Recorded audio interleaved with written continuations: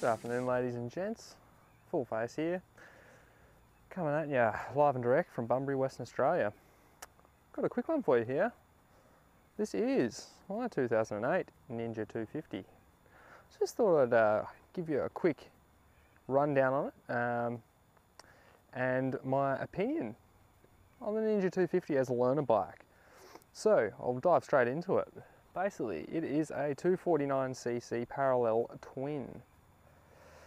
It has twin carbs and basically they pull about 29 horsepower at the crank. That's not a lot.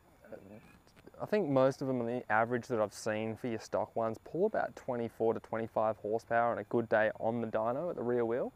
But yeah, that'll get you around town, it'll get you down the highway. I've really, like a lot of guys will say, you know, sitting on the highway sucks and all that sort of stuff. I've had no problems. I've done a lot of kilometres in this in the short time that I've owned it.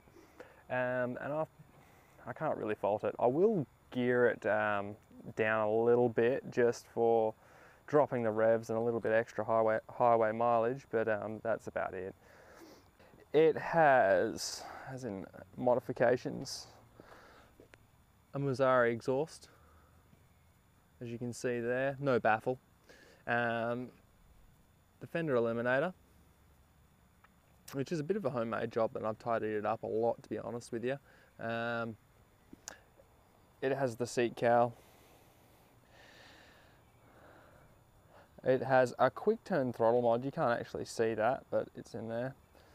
And we're up to 31,191 kilometers. Basically, I got this bike for $2,500. And yeah, it had 24,500 on it.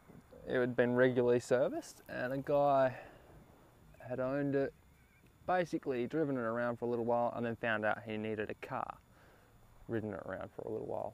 I've been watching way too many American motovloggers.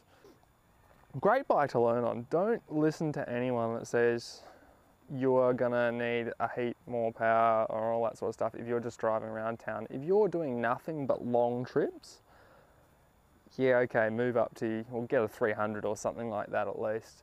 But really, it's quite great for around town and just puttering along. I live about 3.5 kilometers away from my work,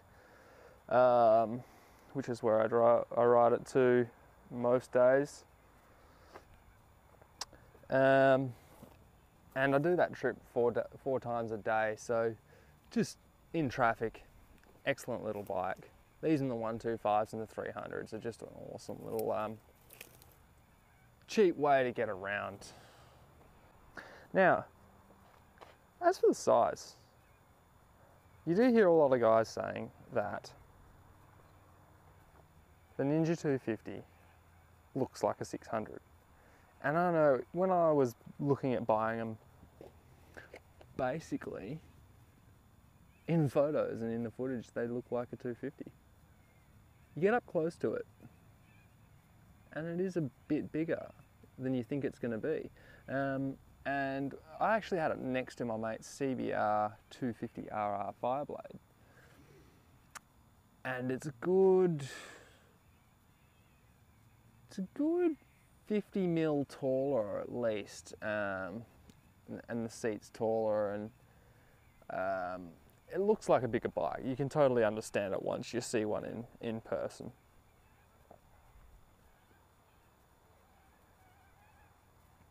So yeah,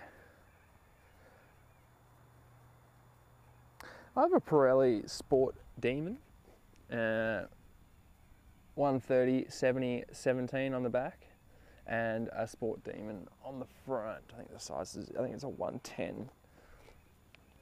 I think it's going to be tucked. Yeah, there it is, 110 70 17. So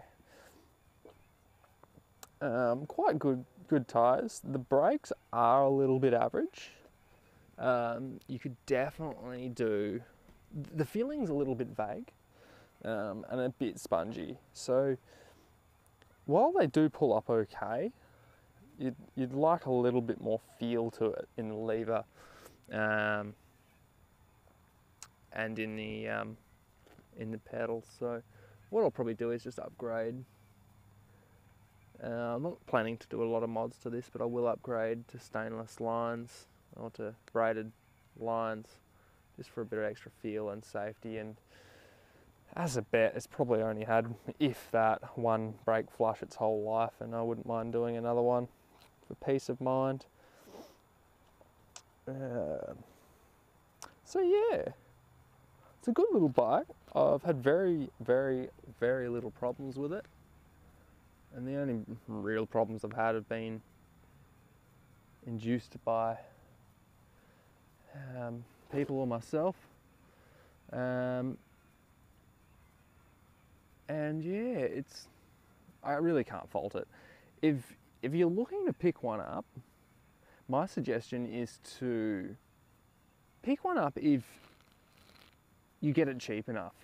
If you can find a 300 for, say, an extra 500 bucks, do it. Just do it. These are, as I mentioned before, I have a twin carb. The jetting out of the factory is quite lean. I'm at sea level, and I've had a few Kawasaki's, and I mean, I'm sure the experts will say what they will, but all my carbureted Kawasaki's have come extremely lean from the factory. You can read up on it what you want. It's basically for emissions, to pass emissions and get you the most mileage on paper. It's not going to get you the most performance, but it'll get them miles. So yeah, I'm still debating on whether I should get a jet kit, and I haven't decided on what I'm going to do with the bike.